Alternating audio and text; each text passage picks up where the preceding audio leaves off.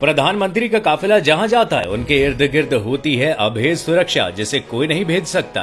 काली वर्दी में दिखने वाली ये स्पेशल कमांडो फोर्स किसी भी सिचुएशन में प्रधानमंत्री का बाल भी बाका नहीं होने दे सकती। ब्लैक बुलेट प्रूफ जैकेट से लैस कमांडोज का AK-47 जैसी गन भी कुछ नहीं बिगाड़ सकती। आंखों में टेक्निकल सनग्लासेस से चील की तरह पहरा दे रहे इन कमांडोज के पैरों पर स्ट्रैप के साथ साथ 5 से 7 पिस्तौल और हाथ में 2000 असॉल्ट राइफल होती है जो पलक झपकते ही दुश्मन को भून कर रखती। कुछ इस तरह दुनिया के सबसे घातक हथियारों से लैस मोदी के कमांडोज हैं। आज की इस वीडियो में हम सिर्फ प्रधानमंत्री मोदी नहीं बल्कि भारत के और भी बड़े लोगों की सिक्योरिटी फोर्स और उनकी काबिलियत के बारे में आपको बताएंगे। प्रधानमंत्री और उनके परिवार के सुरक्षा में लगाए इन कमांडो को SPG सिक्योरिटी यानी स्पेशल सिक्योरिटी गार्ड कहते हैं। किसी भी व्यक्ति को सिक्योरिटी देने का फैसला सरकार का होता है। ये व्यक्ति कोई नेता भी हो सकता है या कोई सेलिब्रिटी भी। केंद्रीय गृह मंत्री अपनी एजेंसियों की मदद से लगातार लोगों के ऊपर खतरे का अंदाजा लगाती रहती है। जब सरकार को पता लगता है कि किसी व्यक्ति के जान को खतरा है तब वो तय करती है कि किसे कितनी फोर्स वाली कौन सी सिक्योरिटी देनी है। लोगों पर खतरा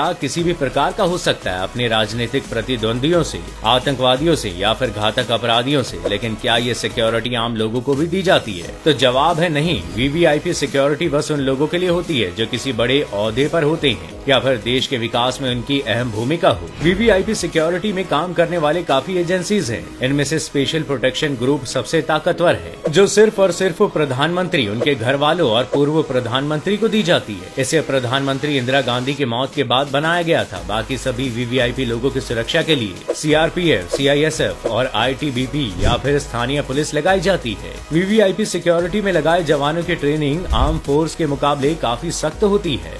Z+ सिक्योरिटी ये 55 जवानों का एक सुरक्षा कवच है जिसमें 10 से अधिक NSG कमांडो और पुलिस अधिकारी भी शामिल होते हैं। ये जवान मार्शल आर्ट में भी प्रशिक्षित होते हैं और बिना किसी हथियार के भी दुश्मन से लड़ने में सक्षम होते हैं। इसमें शामिल NSG को ब्लैक कैट कमांडो के नाम से भी जाना जाता है। NSG कभी भी सुरक्षा गार्ड के लिए नहीं बनाए गए थे। इनका काम टेररिस्ट ऑपरेशंस को हैंडल करना है, लेकिन बाद में इन्हें सुरक्षा गार्ड में भी शामिल कर दिया गया। 90 दिनों की कठिन ट्रेनिंग इन्हें करनी पड़ती है जिसमें हर जवान को करीब 62,000 जिंदा कारतूस की फायर प्रैक्टिस पूरी करनी पड़ती है। इतने कारतूसों का सामना एक आम जवान अपनी पूरी जिंदगी में भी नहीं करता।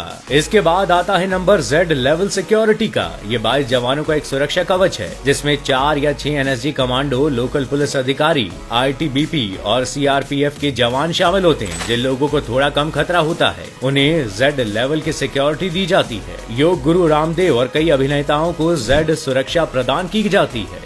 Y लेवल सिक्योरिटी ये तीसरे लेवल की सिक्योरिटी होती है जिसमें 8 जवान होते हैं जिसमें 1 या 2 कमांडो और पुलिस अधिकारी शामिल होते हैं। आमतौर पर ये सिक्योरिटी काफी लोगों के पास होती है। जैसे कंगना रनौत के विवादित बयानों के बाद उनकी सुरक्षा के लिए सरकार ने Y+ सिक्योरिटी प्रदान की थी। साथ ही कश्मीर फाइल्स के निर्देशक विवेक अग्निहोत्री को भी गृह मंत्रालय ने उनकी जान को खतरा बताकर इस खुफिया जानकारी के आधार पर CRPF के 7 Y श्रेणी की सुरक्षा उन्हें प्रदान की थी। X लेवल सुरक्षा ये 2 जवानों का एक सुरक्षा कवच है जिसमें केवल सशस्त्र पुलिस अधिकारी शामिल होते हैं। इसमें कोई कमांडो नहीं होता। सवाल ये उठता है कि इतनी हाई प्रोफाइल सिक्योरिटी क्या फ्री में मिलती है? जब सरकार किसी व्यक्ति की जान पर खतरा देख खुद ये सिक्योरिटी उन्हें देती है तो इसके पैसे सरकार पे करती है। लेकिन अगर कोई इंसान खुद ये सिक्योरिटी लेनी चाहे तो उसे इसके लिए पैसे खुद पे करने पड़ते हैं। जैसे भारत के सबसे अमीर व्यक्ति मुकेश अंबानी को अपनी Z लेवल सिक्योरिटी के लिए हर महीने 15 से 16 लाख रुपए भरने पड़ते हैं।